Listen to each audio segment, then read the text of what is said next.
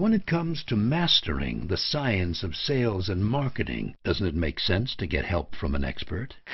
Since 1977, entrepreneur, author, and business consultant David Blaise has been providing American businesses with sales and marketing solutions that work.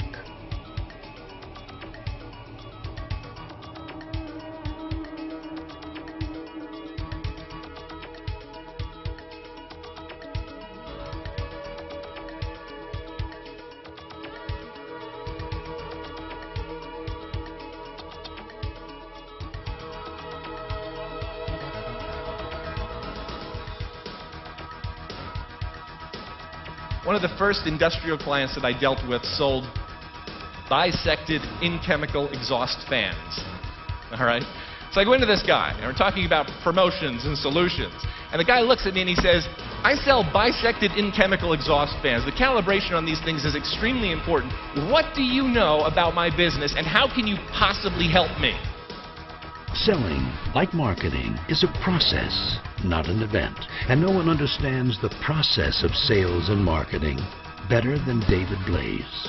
I said, well, you know, it's not really my job to know about the fans and the bisected and the in-chemical. That's really your job. My job is to say to you, who buys those things? So who does buy these bisected in-chemical exhaust fans? Well, it's purchasing agents from these different companies. And, oh, are they located locally? Are they located across the country? No, they're all over the country. About how many of them are there? Oh, there could be like 500 altogether. How many are you currently selling to? Currently selling to, you know, probably, we got about 10% market. We're probably selling to 50 of them. Okay, how'd you like to get to the other 450? Do we have something to talk about now? We have to determine the client's most compelling need. What is the thing they need most desperately? What is the thing that they want most desperately? What are they most trying to accomplish? When we find that out, when we learn that, essentially we're saying, what is your hot button? What is your biggest hot button issue? And then when they tell you and you determine that that really is the biggest hot button issue, it is your job, it is your obligation, you are duty bound to push that hot button again and again and again and again until they either say, yes, I will buy that from you, or please don't ever contact me again, you stalker. I think there's a delicate balance, but our obligation is to get people off the fence. It's to get people off the fence. I would much rather have someone say, no, I'm really not interested in that, because then at that point I can scratch them off the list and never have to broach the subject again. It's a great liberating feeling. I mean, this is exactly the opposite of a typical scenario where we go in and we say, would you like to, you really need, I know you buy this stuff, I know you really need this stuff, and I'm really good. I've been in business, well, I've definitely been in business a long time. Definitely, I'm very good. I'm very good. I'm definitely very good. Yeah, it's all about me, really. They don't care. But you go in there and you talk to them about what it is they're looking for, and all of a sudden, they just think you're the most interesting person in the world. I'm sure when you get into these people, you're not just looking at them like you're looking at me. Tell me about your business. What else?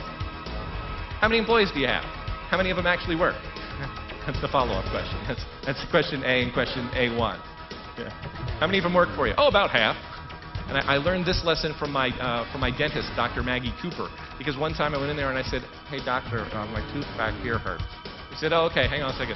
Let me get my metal hook. Right, she turns around, gets her metal hook. She says, tell me, Dave, does it hurt when I do this?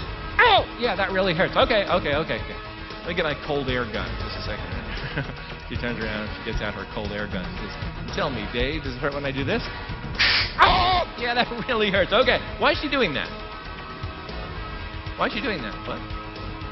She likes to hear me scream? I think she's a bit like that, yeah. Why else? Confirmation. I'm confirming that this is the problem. I'm confirming that, yes, that's what she'd have you believe.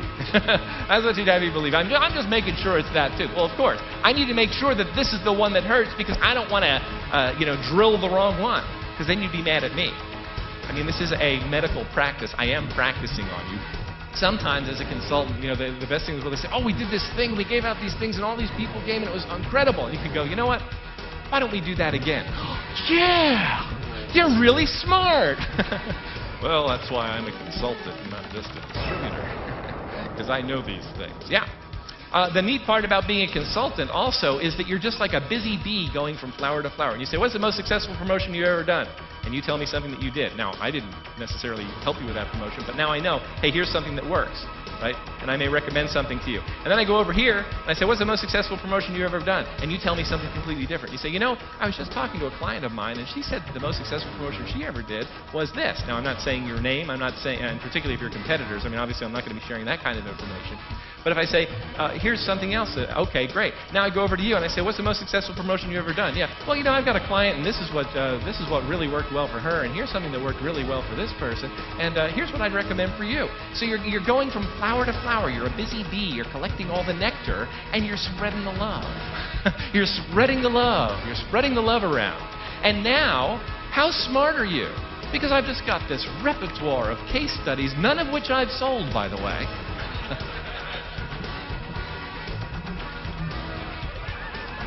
Not a one. But aren't I the promotional consultant? And you get to a point where they go, wow, this person is really a wealth of information about what works and what doesn't work. I need to be buying from you. And when they perceive you as a consultant, they'll be willing to spend more money than somebody who's just selling tchotchkes, because they don't want to have to retrain them. They don't have to train a promotional products distributor about how to be a consultant. Well, what about solutions? They'll be going, what? Yeah, I can save you a nickel on them pens. You know, if that's the kind of business you want, knock yourself out. That's not the kind of business I'm interested in.